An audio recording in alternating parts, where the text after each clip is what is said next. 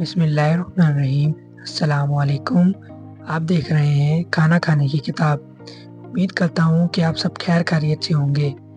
آج ہم آپ کو کھیر بنانے کی ریسپی سکھائیں گے۔ یہ بہت ہی یونیک اور آسانی سے بننے والی ریسپی ہے جو آپ اپنے گھروں میں ٹرائی کر سکتے ہیں۔ سب سے پہلے ایک بڑا پین لیں اور اس میں 2 لیٹر دودھ ایڈ کر دیں۔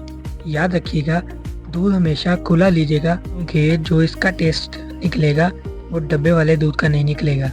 یہ فل آف فیٹ ملک ہوتا ہے۔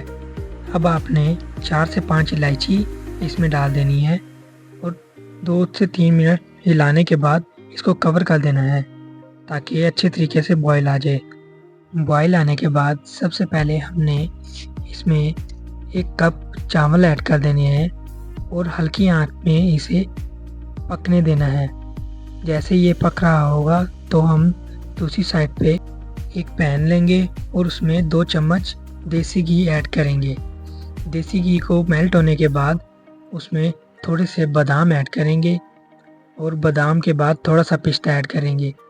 ان کو تھوڑی دیر کے لیے ڈرائی روسٹ کریں گے تاکہ ان کی خوشبو اچھی ہو جائے اور تھوڑے سے کلر براؤن ہو جائے۔ پھر یہ ڈرائی روسٹ دودھ میں شامل کر دیں گے اور ہلکا ہلکا چمچ ہلائیں گے۔ چمچ ہلانے کے بعد کچھ دیر کے لیے اس کو کور کر دیں گے۔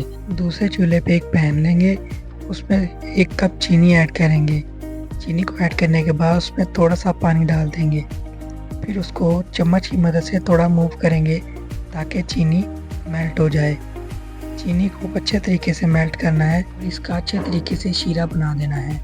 آپ دوسرے طریقے سے بھی چینی کو دودھ میں ڈال کے میلٹ کر سکتے ہیں، لیکن یہ ایک یونیک طریقہ میں بتا رہا ہوں آپ کو۔ شیرہ تیار ہونے کے بعد اس کو کھیر میں شامل کر دیں اور چمچ کو آہستہ آہستہ موو کریں 10 سے 15 منٹ کے لیے۔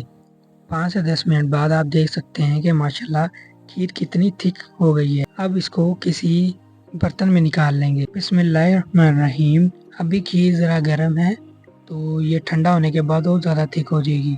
کھیر کو ذرا روم ٹمپریچر میں لے کے آئیں گے، اس کے بعد 1 گھنٹے کے لیے فریج میں رکھ دیں گے۔ فریج میں رکھنے کے بعد پھر یہ سرونگ کے لیے تیار ہے۔ امید ہے کہ آپ کو ریسپی پسند آئی ہوگی۔